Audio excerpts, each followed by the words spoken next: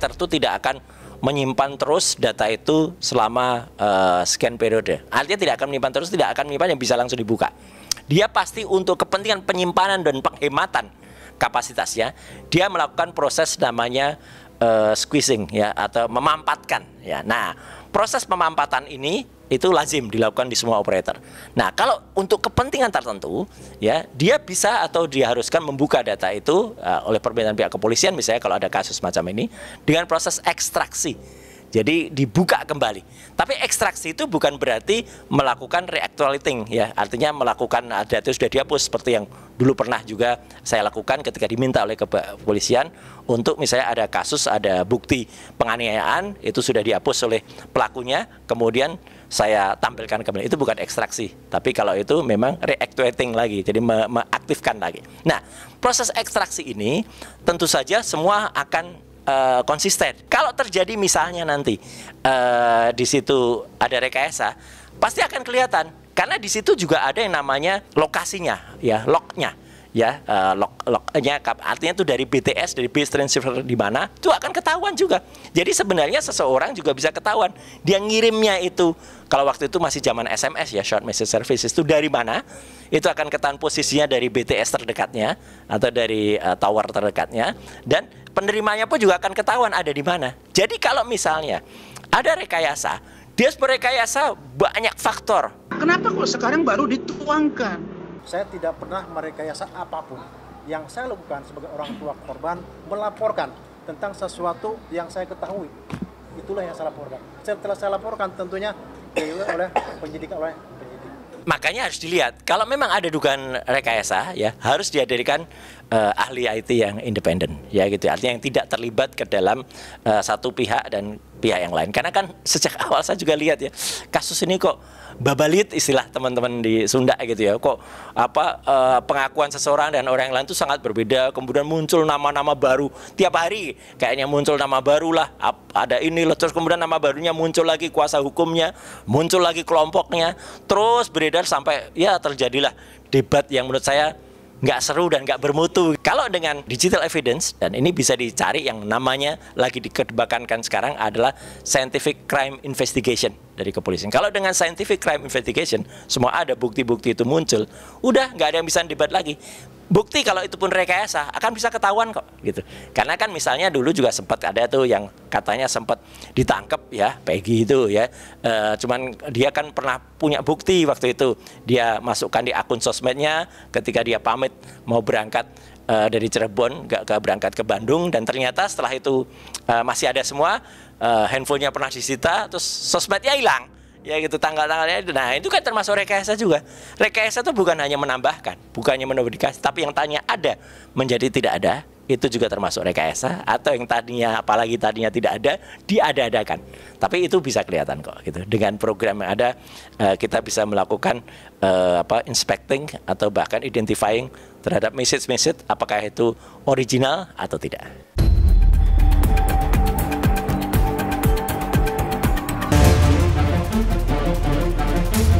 Ya, tadi kami sudah datang ke Pengadilan Negeri Jakarta Selatan menghadiri sidang yang ini sidang yang kedua.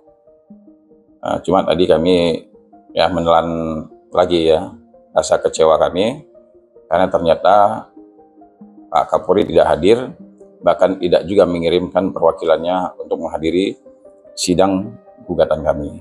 Menurut saya ya, sebenarnya ini menjatuhkan juga ya nama baik Kapolri. Ya, kenapa beliau tidak datang? Kenapa mereka tidak mau menghadapi? Ya, kita kan pengen terbuka. Nah, saya berharap Pak Kapolri ini menjadi orang ya yang berada di kelompok orang yang berjuang mengungkapkan kebenaran. Karena berulang-ulang kali saya sampaikan, sekarang ini terkait dengan perkara Pina Cirebon ini, Indonesia ini dibagi dua kelompok. Ada kelompok yang berjuang ya sekuat tenaga untuk mengungkapkan kebenaran. Tapi di sisi lain ada juga kelompok yang berjuang sekuat tenaga berusaha menyembunyikan kebenaran. Nah, saya berharap ya lembaga-lembaga penegak hukum ini, khususnya ya Kapolri yang sebagai ujung tombak dalam penegakan hukum ya, beliau berada di kelompok orang yang berjuang ya untuk mengungkapkan kebenaran.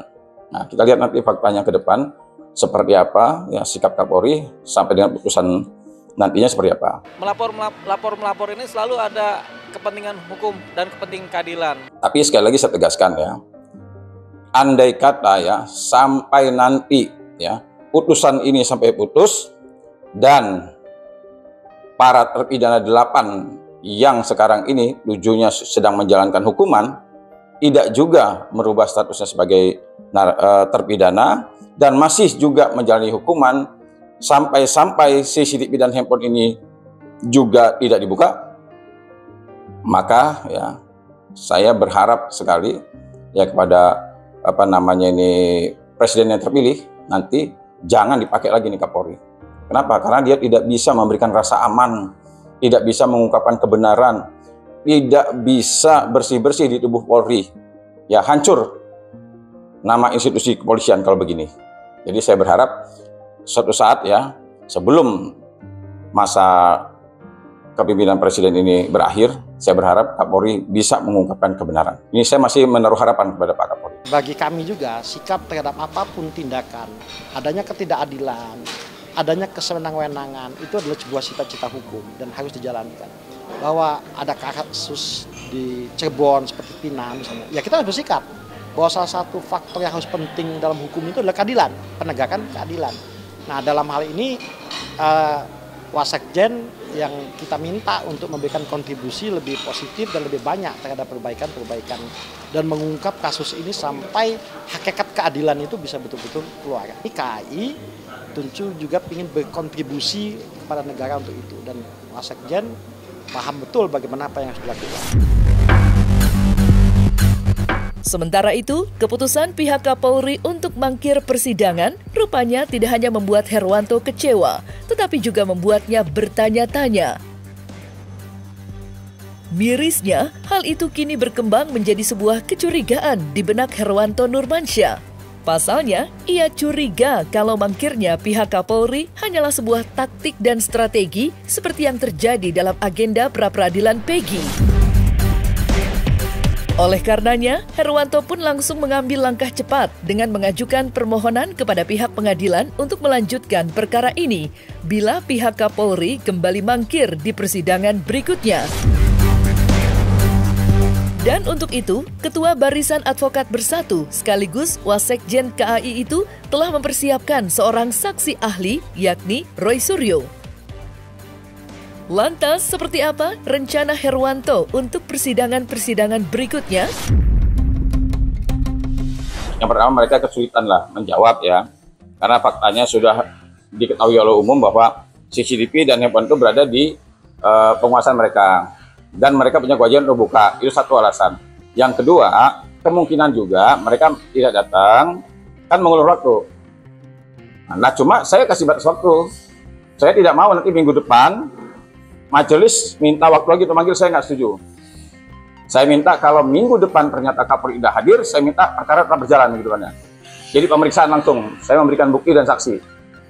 Saya menghadirkan saksi ahli nanti.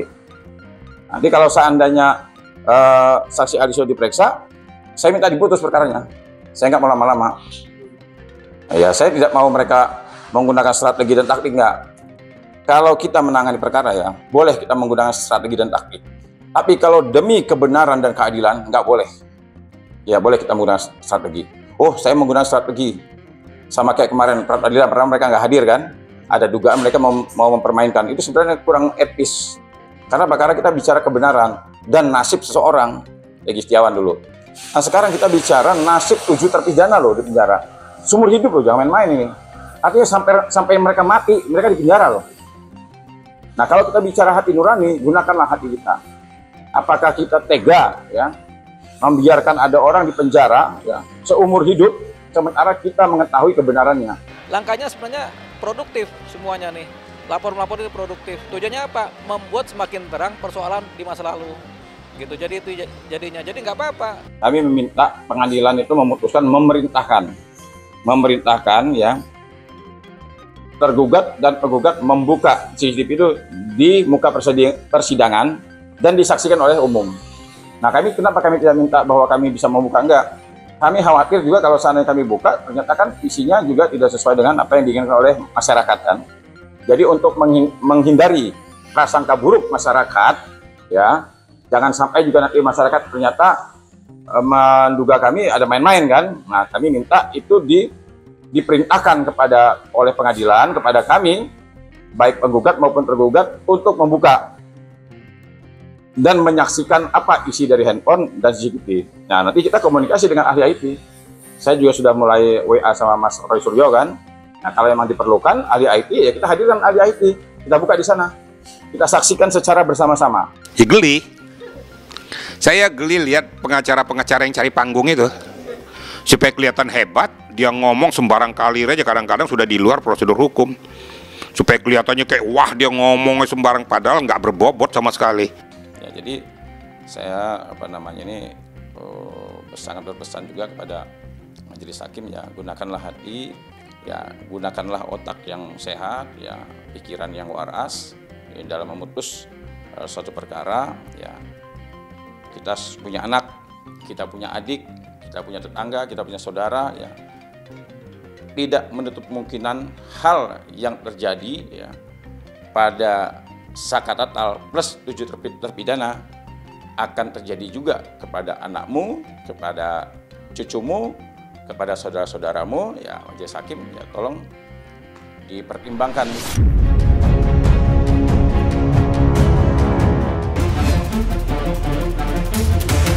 Nah, sebelum itu tuh jam 10 tuh, pokoknya jam 10 pas tuh Pak, si almarhum Pina itu SMS dulu, kamu ada di mana, mau ikut main enggak? SMS begitu. Mau ikut main enggak? Mau ikut main enggak? Jam 10 itu? Ya, jam 10. Sama saya balas lagi, Pak. Enggak, asok kamu aja, nanti saya dimarahin sama pacar saya. Pas saya SMS begitu, enggak lama kemudian, hitungan menit, enggak menit Pak, 5 menit kemudian dia telepon.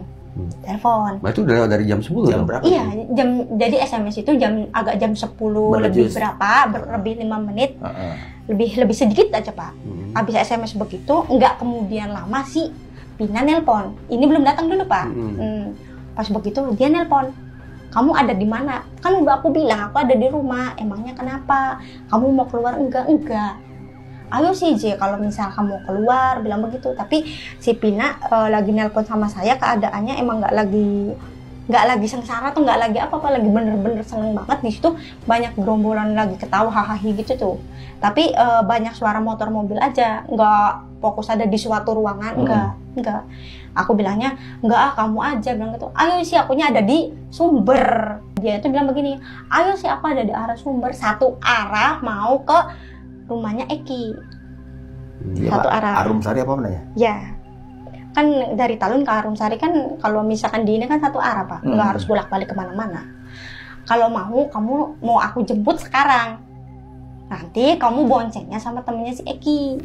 Kebetulan dia nggak ada boncengan belakangnya, begitu. Pas aku matiin, dia datang dalam hitungan detik lah Pak, 5 atau berapa detik dia langsung datang, ucuk-ucuk datang dia tuh. Dia langsung nanya begini, Pina pulang belum? Belum, dia udah di Sumber Cimeg lagi sama si Eki, baru aja telepon. Nah pas begitu aku lagi cerita tuh Pak, lagi cerita yang dia nelpon begitu, aku lagi cerita berdua. Tiba-tiba HP aku, dia nelpon sekali dulu. Nah nelpon lagi pakai nelpon biasa. Nah nelpon, dia ngomong, si Mega ngomong, itu si Pina nelpon, ada apa, bilang kayak gitu. Sama saya, udahlah Meg, biarin aja, orang saya yang nggak mau main kok. Terus menerus, akunya risih, udah biarin. Tapi kan dalam pikiran saya asumsinya nggak ada lagi kejadian aneh Pak, emang dia lagi bener seneng banget sama temen-temennya, sama si Ekinya juga. Nah dia miss call tuh 3 kali. 3 kali berturut-turut, kata si Mega, udah deh, dia kata, udah Meg, nanti dia mau ngajak aku main, aku yang nggak mau, maksa-maksa, bilang begitu Pak. Nah habis teleponnya itu mati, si HP saya dipinjem sama si Mega. Nggak ada telepon lagi gitu tuh, dia mau pulang jam berapa, kan sama aku di chat itu tuh, Dek, udah itu aja Pak, nggak ada respon apa-apa. Jadi sekali lagi handphone itu dipinjam oleh Mbak Mega ke Mbak Widya untuk kirim SMS. Dek gitu. Jam setengah 11-an berarti Pak, kurang lebih setengah 11-an. Cuma sebatas mengantarkan terakhir aja, main terakhir. Nah, sebagai seorang lawyer, saya beritahu kepada Pak Suroto, tanya aja Pak Suroto, kalau Bapak mencabut keterangan Bapak, berubah dengan keterangan Bapak sebelumnya, lalu kemudian dapat dibuktikan bahwa Bapak melakukan sumpah palsu, keterangan palsu, maka risiko hukumnya 9 tahun. Itu yang harus kita sampaikan kepada klien kita. Kalau kita lihat kasus Vina sampai saat ini belum bisa terungkap, itu kalau kita flashback lagi ke belakang, tentunya banyak alat-alat bukti yang hilang. Poinnya itu. Nah, yang terpenting adalah bagaimana kita mencari motif daripada kasus ini, yang sampai detik ini pun masih sumir. Artinya langkah apa yang harus dijalankan? Sedangkan mencari handphone para korban aja ataupun pelaku yang sudah ditahan aja sampai detik ini juga belum terbuka nih handphonenya. Ya kalau udah bisa terbuka, itulah akan terkuak semuanya di situ. Dan bagaimana peran-peran orang-orang yang sudah ditampilkan menjadi saksi, bahkan dia juga ada yang dilakukan muncul orang sebagai saksi mahkota, ini sampai detik ini juga belum bisa terkuak. Karena apa? Karena masih ada menyimpan sesuatu hal yang belum dibuka. Nah, inilah yang harus kita pahami bahwa di dalam proses hukum ini adalah bukti cukup yang di mata hukum yang dipakai. Tetapi kalau alat-alat bukti cuma petunjuk, tentunya ini nggak dijadikan satu alat bukti cukup. Karena ini memang masih dalam proses pengembangan untuk bisa membuktikan alat buktinya. Tapi sekarang kita sudah melalang buana, muter, dan memang sampai detik ini juga ya proses kematian Vina masih dalam proses yang sangat amat membingungkan. Bahkan kita juga sampai detik ini juga pelan-pelan dibuka kasus ini, pelan-pelan saksi dan selan-selan saksi sudah muncul ke permukaan dan sudah memberikan suatu pernyataan tentunya. Ya inilah saya rasa langkah hukum Saka Tatal yang mengajukan PK ini adalah pintu masuk untuk 7 orang ini, apakah dia bersalah atau tidak. Nah, ini yang harus kita perjuangkan. Nah, itulah yang paling terpenting. Setelah itu terbukanya satu alat bukti satu pun yang bisa dijadikan alat bukti petunjuk ataupun alat bukti yang cukup bisa. Nah, ini bisa membuka tabir ini. Nah, itulah yang harus polisi punya PR untuk bisa membuka ini seperti itu. Karena tahun 2016 itu belum jadul, masih tahunnya adalah tahun digital. Handphone dari para terpidana masih ada. Itu kan tinggal handphonenya dinyalakan, kemudian dibuka handphonenya, itu akan terbuka kelihatan percakapannya, posisi para terpidana di mana, sehingga kita tidak cocok logi berdasarkan sains. Kemudian yang berikutnya juga saya meminta agar CCTV-nya juga dibuka.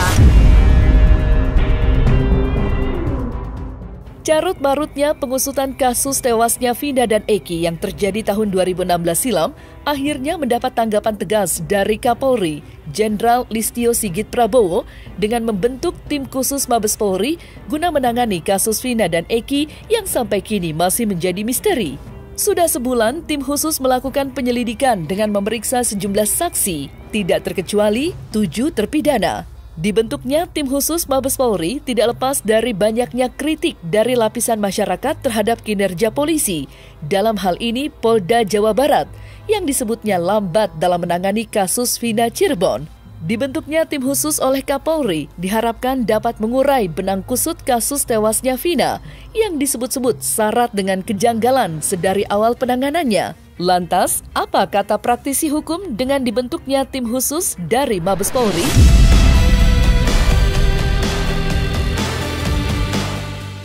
Enggak, kesaksian 8 malah. Kesaksian 8 terpidana ini kan bukan memberikan kesaksian, bukan pembunuhan, bukan.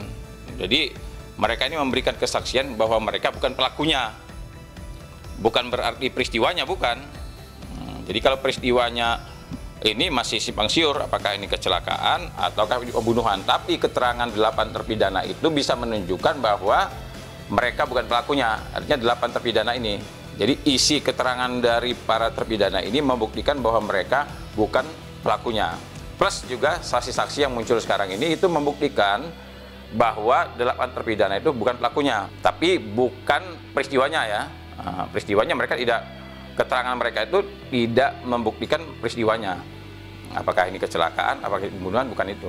Tapi sekali lagi secara tegas kesaksian orang-orang yang baru sekarang ini muncul, termasuk Dede dan Liga Akbar dan lain sebagainya itu termasuk 8 terpidana itu membuktikan bahwa 8 terpidana bukanlah pelakunya. Bahwasanya adanya pemeriksaan terhadap para terpidana ini ya justru kita sangat mendukung itu ya, karena memang itu adalah suatu keterbukaan yang dilakukan oleh Polri dalam hal transparansi pemeriksaan maupun penyidikan. Kalau memang ranah penyidikan itu biasanya itu sifatnya itu pro justitia, dan pro justitia itu ya siapapun nggak bisa intervensi itu dan tidak boleh ganggu itu gitu.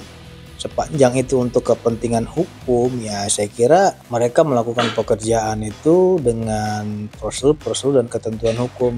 Nggak mesti juga harus disampaikan saya melakukan ini, saya mengerjakan ini, saya sedang mendalami ini. Itu nggak mesti harus disampaikan karena itu sifatnya pro justitia seperti itu. Ya, yang saya dapat informasi di salah satu media televisi seperti itu gitu.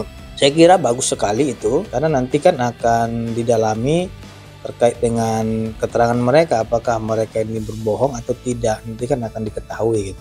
Kalau masalah ranah penyelidikan itu saya tidak mengetahui itu karena dia sifatnya adalah untuk pro justitia. Yang dia mengetahui itu saya kira tim asistensi tadi gitu, apakah materinya bagaimana, tujuannya, arahnya kemana, itu kita nggak mengetahui itu. Kalau ternyata besok fakta membuktikan bahwa ada keterlibatan Ibtu Rudiana dan lain-lain, silakan proses Ibtu Rudiana. Saya kepentingan saya hanya satu di kasus ini adalah bagaimana Polri diberi ruang untuk melakukan proses penyidikan sampai tuntas. Karena instrumen hukum itu harus adalah di tangan kepolisian. Dan kita jangan pernah berpikir orang yang banyak bicaranya didukung oleh banyak orang itu menjadi sebuah kekuatan untuk mensahkan perbuatan orang meskipun itu melanggar hukum. Itu keliru. Itu yang saya sebut dengan bahwa dalam teori hukum pacta sunt potentiora verbis. Walaupun ada 1000 orang yang berbicara, akan lebih bernilai satu orang, tapi dia melakukan perbuatan. Nah, karena itu kita setuju lakukan eksaminasi, kita setuju lakukan segala sesuatu yang menurut saya pantas untuk membuat terangnya persidangan. Siapa sih itu Rudiana? Ya maaf, pangkat baru itu. Sedangkan jenderal aja disikat kok. Enggak lah, saya kira nggak mau pimpinan Polri itu mengorbankan institusi Polri oleh karena hanya itu Rudiana dan kawan-kawannya. Maka dari awal saya bilang supaya tidak ada kesungkanan, tidak ada hambatan, ya hendaknya copot jabatan, kan gitu, supaya memudahkan juga. Nah, siapapun nanti yang mencoba mengintervensi proses ini, itu juga bisa dijerat dengan pasal lain gitu loh. Karena ini kan sudah menjadi perhatian publik. Ini mencoreng nama baik Polri. Saya kira jangan ada yang mencoba menutup-nutupi lah, buka aja secara gamblang, jangan dilindung-lindungi. Nah, kalau memang dia tidak salah, ya bersihkan nama baiknya. Itu kita juga harus hitam putih. Jangan misalnya seseorang tidak bersalah, kita paksa harus bersalah oleh karena netizen, tidak bisa. Itu harus clear semua gitu, sesuai aturan aja. Kami meminta pengadilan itu memutuskan memerintahkan ya tergugat dan penggugat membuka CCTV itu di muka persidangan dan disaksikan oleh umum. Nah, kenapa kami tidak minta bahwa kami bisa membuka? Enggak. Kami khawatir juga kalau seandainya kami buka, ternyata kan visinya juga tidak sesuai dengan apa yang diinginkan oleh masyarakat kan. Jadi untuk menghindari prasangka buruk masyarakat, ya, jangan sampai juga nanti masyarakat ternyata menduga kami ada main-main kan. Nah, kami minta itu diperintahkan oleh pengadilan kepada kami, baik penggugat maupun tergugat, untuk membuka dan menyaksikan apa isi dari handphone dan CCTV. Nah, nanti kita komunikasi dengan ahli IT. Nah, kalau memang diperlukan ahli IT, ya kita hadirkan ahli IT. Kita buka di sana. Kita saksikan secara bersama-sama.